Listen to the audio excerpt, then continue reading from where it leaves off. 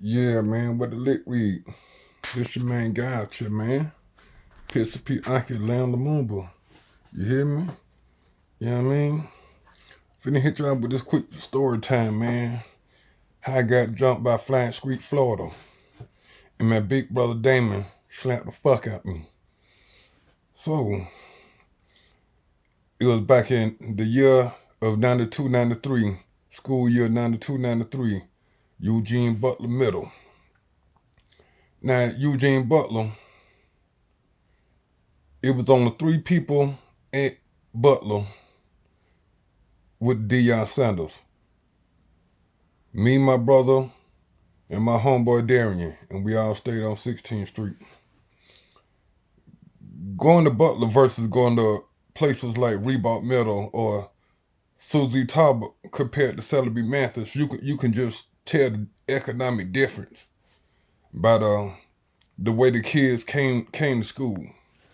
When I went to schools like Reebok and Celebrity, you would see those kids like whatever was a style, like let's see, when I was in elementary, like Nike Cortez, Jordans, this, that, and third, Polo, they would have all that.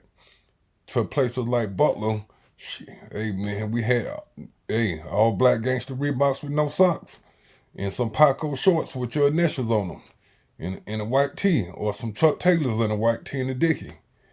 And you end up, you know, true enough, that's always been a street style of Jacksonville, but at places like Butler, we dress like that because we had to dress like that. Now, me, myself, personally, I was kind of a little better off, you know what I'm saying? Because, like I say, I'm from Atlanta, Georgia, raised in Jacksonville, live in St. Louis. But my daddy, he was somewhere, what you say, a big time drug dealer, or he was somebody who had money, a lot of money. So I would come back every year, especially in the later years. Now, granted, my daddy was an older man and he didn't know nothing about fashion and stuff, and he didn't give a fuck about none of that. But later on, as we started to get on, like, Dad, bro, we can't dress like that. You know what I'm saying? You know what I'm saying? So he just started giving us the money and letting us go get our stuff. So it's the year of 92, 93. Eugene Butler. I got on my red, white, and black Deion Sanders. My brother had the same pair. Like I say, Darian was the only other person at Butler with those shoes, but he had the turquoise, white, and black ones. So anyway, I had on my Philadelphia Eagles pro player jacket. You know, pro player used to be big just as well as starter. You know, as for the jackets, when it comes to the hats, before it was things like Mitchell and Ness and New Era, you had starter in the game hats. But anyway, I had on my Deion Sanders and my Philadelphia Eagle pro players. My brother had a Miami Hurricane starter. But anyway, like I say, at Butler, before I put that Fairfax Monster stamp down, you know what I'm saying? Like I say, it started with me, my brother PJ, and my homeboy Glock. And once we start pushing it around the hood, because like I say, we didn't have no identity back then. In this day and time, like let's say the guys on the other side of 13 by the park, they made, back in my day, it was 12th Street. Nowadays, it's G Street. You know, it's Grunthal, but back in my day, it was 16, 12, 19, RV, Flying Street, Grand Park, Murder Avenue, Durkeeville, and what have you. So, we all one hood. All those hoods I just named, we all one hood. But we not rolling as one hoods. Say, like I say, my little group, it was like 4 of us. Say, once we got into it with Thomas Thompson them, and we had to start taking another route to school, you know, just to avoid him. You know what I'm saying? Because like I say, this is the things that made us set up, you know, uh, this type of structure. Because like I say, I mean, we going to the school where all these West Side guys, they together. They got whole hoods. And we got 4-5 in this clique. Ella Street may be 7 deep. Flag Street another 4-5 deep. 19 about another 4-5 deep. Palafox probably another 4-5 deep. Durkinville another 4-5 deep. This, that, and third. So if you add all those 4-5 deeps, if we was all together, we would be 30 deep or more. Just to throw a number out there. But we wouldn't.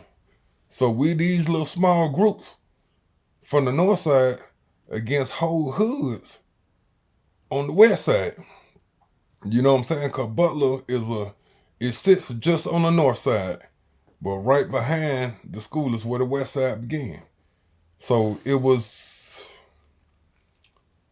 kind of, I'm going to say 60% west side, 40% north side. Let's just say that. But the west side unity that they had, I mean, I'm going to be real with you, I felt like the west side ran Butler. Even though the north side the hardest side of town, but like I say, we were small groups. So anyway, I think I was walking down First Street. And I don't know what that street right there would have been Paul Hatton or something. I was like around First and Paul Hatton. And out of my peripheral, when I noticed Flag Street, Florida.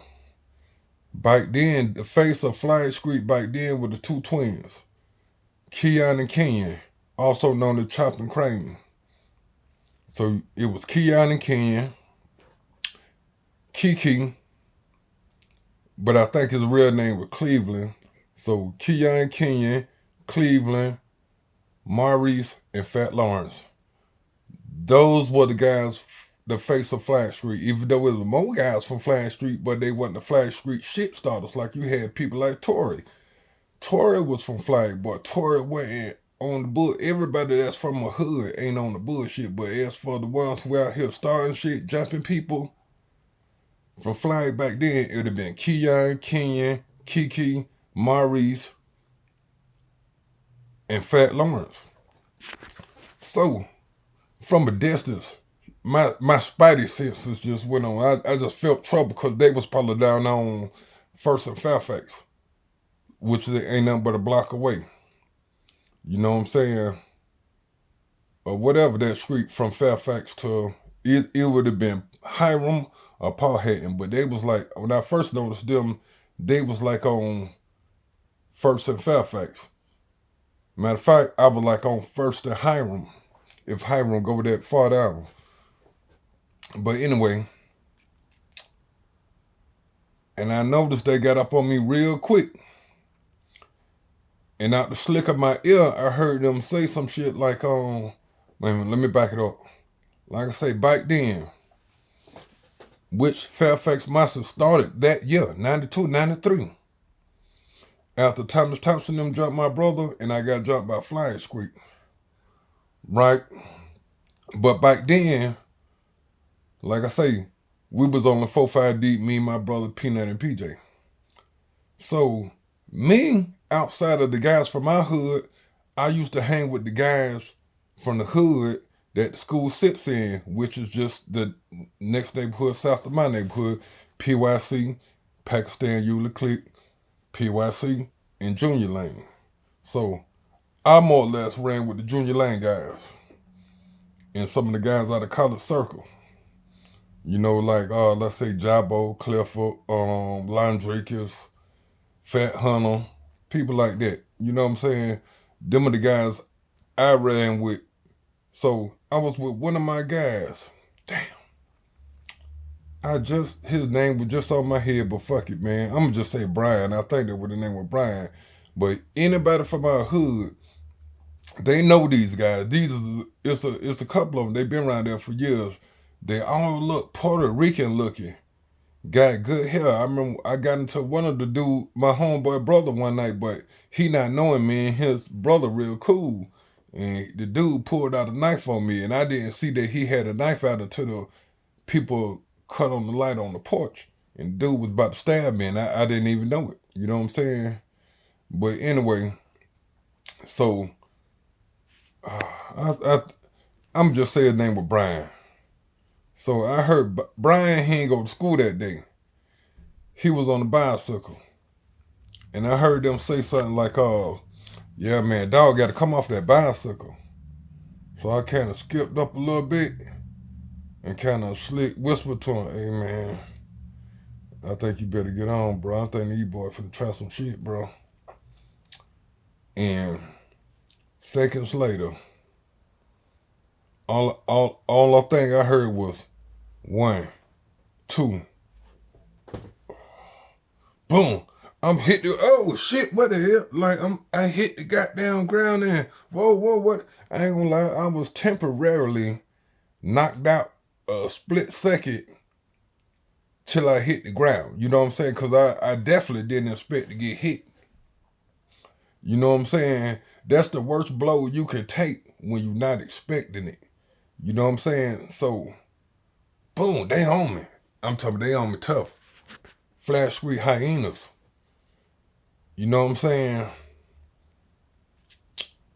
And matter of fact, let's just say my brother was not too far down. And he seen him jumping me. And all I know, shit, I seen the light at the end of the tunnel. And I seen the way I could break up out the shit, but I'm not knowing my brother fighting these dudes. I'm just seeing this is kind of distraction.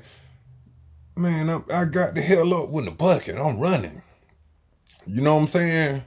So my brother now shook him off me. But I'm not knowing that. I'm just trying to get the hell on. So I take off running. And they take off running after me. And they caught up to me at the UNI. Everybody know about the UNI. Matter of fact, I think that's Paul Hatton. That would be first in Paul Hatton. So they caught up to me at the UNI. Bitch, I'm coming out that motherfucker jacket, bitch. You can have this shit. You know what I mean? So, anyway, they did what they did, right? But it was an older dude from Flash Street passing through on a moped who seen it taking place. And he rolled him down. And he got my jacket back. Now let me state this. It wasn't the fact of getting jumped. It was the fact that these boys just jumped me like I was a real pussy or some shit. You know what I'm saying? But once again, I was by myself. You know, and I'm gonna state this. In the same sense, just like the story I told y'all where Flag Street brought all them grown men up to the elementary, like I say, I think it was Thomas Thompson and Terrence them. I knew it was more than likely Thomas Thompson had involvement in it, but they had them whooped on Flag Street.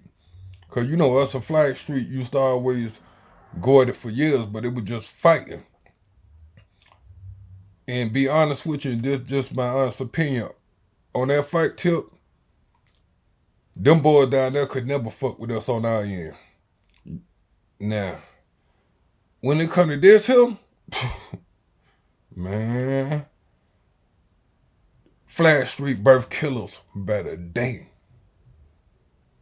They ain't never been like this too much with it. But this here, they definitely gonna do that. They definitely gonna do that. You know what I'm saying? And it's like I say, these the same guys who, like I say, imagine if we a certain age. Let's say when we was in elementary, we was like, let's just say I'm 11 years old, 10 or 11 years old. We 10 and 11 years old, and these boys bringing, man, it was like 5 carloads of grown men. Anybody who went to Susie Talbot between the year of 91, 92 or 90, 91, they know about this. Anybody that was there would tell you that time when Flag Street came up to the school. I'm talking, they came up there with 5 carloads deep on some kids. So This is what we got to keep in mind. This is who I'm up against. I ain't got them people to go get like they can go get, but they got me fucked up. You know what I'm saying? In the fact of the matter, dog. 1-1, couldn't name one of them dudes with my ass 1-1. You know what I'm saying? And we got to get back from it. You know what I'm saying? The first get back, I didn't have no part of. All I know, cause like I said, this time you got to think. Like I say, PJ was our friend. Even though we started the name of the neighborhood, or I mean, hell, it's a street in our neighborhood, but wasn't nobody claiming Fairfax. Even though we started that shit, PJ cousins always ran our hood. So when they fell into fold shit, automatically they could either motherfuckers who run it. They just running under the name we chose to say this what we is. And everybody tried to say this what we is too. But PJ cousins ran the hood, so I'm PJ friend. And they not finna just go for the Flat Street boy jumping me. You know what I'm saying? Not when we been on their ass for years. Like I say, this here, I'm just being honest. And this just from the years of, I'ma say, for 93 to 2000. Bro, we had some real knockout artists around at Joe James Park, bro. Even, I mean, I ain't trying to be funny. Even to they big homies. I just don't see they big homies fucking with our big homies. I don't see nobody over there whooping Big James, Big David, Hootie, so forth and so on. I just don't see it. You know what I'm saying? So I know they I don't know if it's just Maurice they got, but I know they ended up breaking his arm. You know what I'm saying? But anyway, I'm pissed off about this shit, boy. Y'all got me fucked all the way up. You know, I always been a real cat in school. I never been that guy. That guy. But I always been that guy amongst that group of those guys. You know, I remember back in elementary, we used to rank each other who the toughest from the first to the whatever. I was never number one, but I don't think I was never less than number 5. Just to be honest with you, you know what I'm saying? I wasn't no hell of a guy, but I wasn't no pussy neither. You know what I'm saying? I was the type of person. I didn't see too many people whooping me, but if I was dealing with somebody who got people coming behind him, I would be reluctant to get into it with him. It wasn't him. It's the people that was coming behind him. It was just like that. I mean, a lot of us as kids had to go through that, but as grown men, hey man, all of us could go to prison into the goddamn rest line. Shit. You know what I'm saying? But that's how a lot of people got off with people back then. So anyway, I'm a kid, bro. Just listen to me. I'm a kid thinking with a kid mind. I won't get back. It ain't nowhere in the hell I'm finna let this slide. So I had a bright idea one day. Me and Glock decides to go holler at my big brother. Now most people didn't know I had a big brother.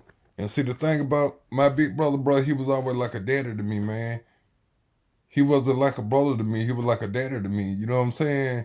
And even though my brother was a big dude like that, and like I say, bro, I mean, he wasn't the type of person. If we got into something, we couldn't just go and run and get him like other people could go and get their big brother. But I mean, I felt like if it wasn't for that, it's a lot of things we probably wouldn't have had to go through. Cause I mean, a lot of people who knew that about, they were like, "That's your brother." I remember when I went to Reebok, shit, I'm walking light out there. Cause even though I'm putting on in my hood, wilding in my hood, wilding at another school, I go to an opposite school. And they got other stuff going on out here. And even though I don't see them boys as being hard at us, bruh, this is what they run. And I'm an outsider that's walking into their environment on a daily basis. But that's just like I remember when my brother became security at Reebok. And a lot of people used to call him Bruh Man. Say he looked like Bruh Man Martin. My partner Script used to call him Nasty Nate. I call him Mossy Big. So, but I remember when my brother started working security at Reebok, I ain't have no worries or nobody fucking with me. They were like, that's your brother? That's your brother? And I'm just being honest, bro. In my opinion, I don't think even the top guys in my hood, if my brother was that type guy, bro, couldn't name one of the boys around there whoop my brother. You would have to be somebody like Big James, Hootie, Big David. Them the only ones, but then again, they would have been, I think my brother was around their age, but you would have to be somebody like that. Anybody else, but most people didn't know that me and my brother had a big brother. You know what I'm saying? Because he wasn't raised with us. He was raised with my granddaddy. He stayed with us from time to time, but he was mostly raised with my granddaddy. And mostly people, when they found out who he was coming around there to beat on my ass because I got on some shit. And people be like, they go scracking out, breaking. They like, oh shit, what the hell going on? They wonder who this big ass dude just pulled up and went to smashing. So anyway, and one thing I'm gonna say about my brother, everything I know, everything, I'm true to this black stuff here. You know what I'm saying? But everything I know, not everything, but the basis of what I know and how I carry myself as a black man, I got that from my brother. He the one taught me about Malcolm X, Martin Luther King, E.B. Du Bois, so forth and so on. You know what I'm saying? But like I say, back then, man, I just can't go to him with a problem. He'll turn around and flip it on me and start coming down on me. So, anyway, I caught the bright idea. I'm a kid, y'all. Just listen. I know it sounds silly, but I'm a kid. I won't get back. I said, man, my brother got a BB gun. Man, I'm finna go ask my brother let me hold this BB gun. I'm finna go around here. I'm finna go around down here and pop one of these motherfuckers. They got me fucked up. Now, this is somebody that's 12, 13 years old. Because the school year of 92, 93, I would have been 12 that year. But by the new year, I'd have been 13 at the end of the year. You gotta think, if I had access to a real gun, I'd rather go down there and shoot one of them boys' ass. I'm like, boy, y'all got me fucked up, boy. I'm finna go around here. I'm finna pellet the fuck out y'all. I'm finna pellet the whole block. Man, I call myself, man. So anyway, we walked down to my granddaddy car wash, which used to be my Uncle Butch's car wash, Butch Barnes, a real Jacksonville legend. To all y'all peoples of that age range of him that know him, them people that probably be in their 70s or things, you know what I'm saying? But for my Uncle Butch passing, rest in peace, Uncle Butch. That was his car wash right there on 21st of Myrtle. You had Jap who stayed on 26 in Fairfax. He had the shop right there on the side. You had the game room right across the street. Then you had the LS Lounge. I'm talking this real 21st of Myrtle back in the day. You feel me? And I think, and then later they changed it to a JSO station. Now I don't know what it is. You know what I'm saying? But anyway, so at this time my granddaddy got the car wash after my uncle passed. My brother be out there helping him run it. So I go up there and holler at my brother. And I ask him to let me hold a BB gun. See, for what? This, that, and third. Flash Street Jumpman. Did that and third. Did that and third. Did that and third. And man, by home, and I got my round with me. You know what I'm saying? I got my carnally with me. You know what I'm saying? And my homeboy Glock. And my brother just coming at me. Did that in the third. Did that in the third. Did that in the motherfucking third. Before you know it, goddamn. Around. So now I'm fucking. He come down on me so hard, I'm getting emotional. And I guess he started to see them eyes get wet. He said, "You better not doubt that now. Fucking tear out your eye." I got that son bitch up like this here, trying to hold it. Before you know it, one of them, no, goddamn. And I don't think that bitch even cleared my jaw. That bitch said, BAM! Look here. You know how Tony Montana slapped Gina when he caught her in the bathroom getting high with a dude on Scarface? He basically whole-handed her, like, pump. Like, man, I'm talking about slap the fuck out my ass, bro. I was so goddamn embarrassed, dog. Cause for one, it happened right in front of my carnally. And I don't know if that was his first time meet my brother, but I'm like, yeah, man, let's go up here, holler at my big brother. And he stunned on me. You know what I'm saying? I ain't gonna really say he stunned on me. That's just the way he always handled me, dog. But I can't say, bro. Shit. If it went for him, he one of the main reasons I got a clean record to this day. I'm gonna say two people in my life and my family is the reason I am the way I am now. That's my brother and my Uncle Richard. You know what I'm saying? My brother, because like I said, he was a daddy to me. Even though I had a daddy, if y'all can understand it. This is the person, while I'm doing whatever I'm doing in Atlanta, and you know, like matter of fact, by this time, 92, 93, every summer, I never stayed the summer in Jacksonville until 1997, even though I never went to school in Atlanta. I lived in Atlanta for the summers, and I went to school in Jacksonville. So, like I say, by this time, I'm 12 and 13, hell out every summer in Atlanta out of bootleg, man. So, regardless of the money my daddy gave me, I would come back with money.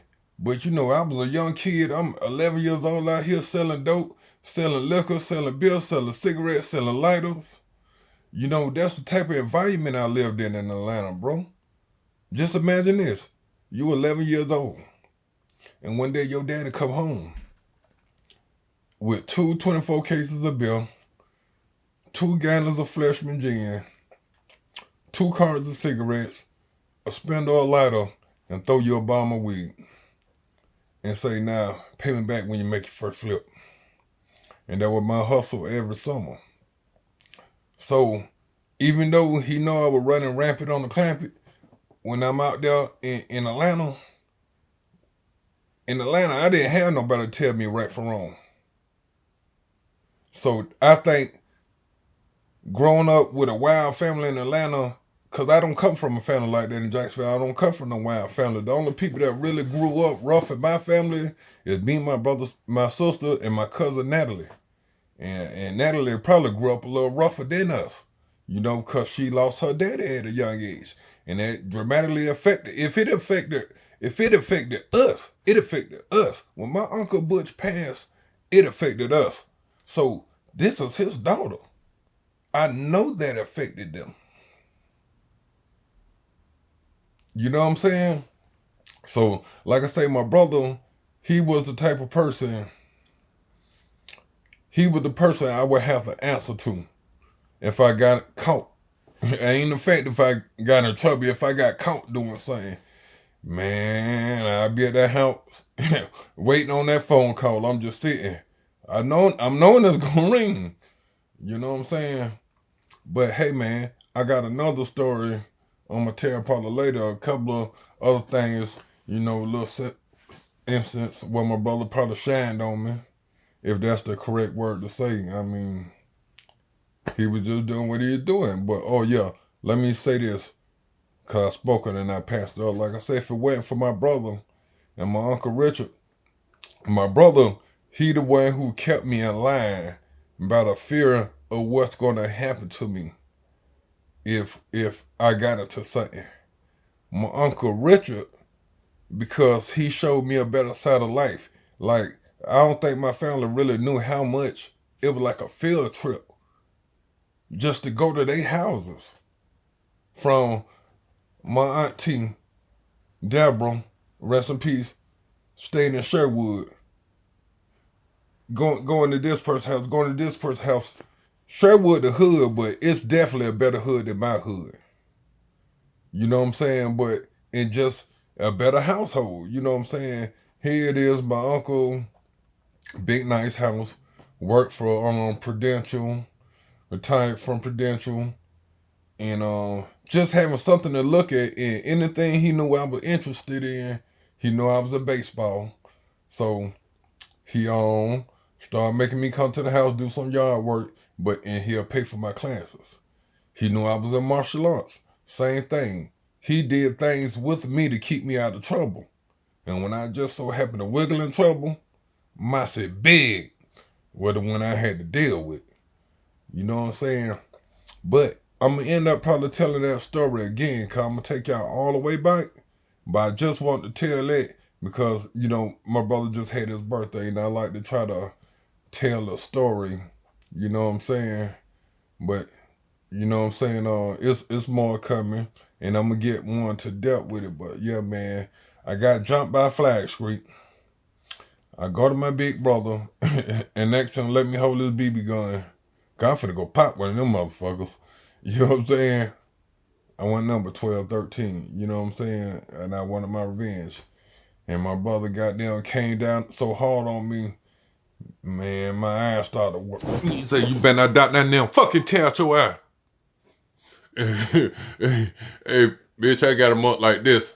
I had it up like this. And that motherfucker fuck around. I'm talking, he ain't even clear my jaw, dog. Fire! My shit big.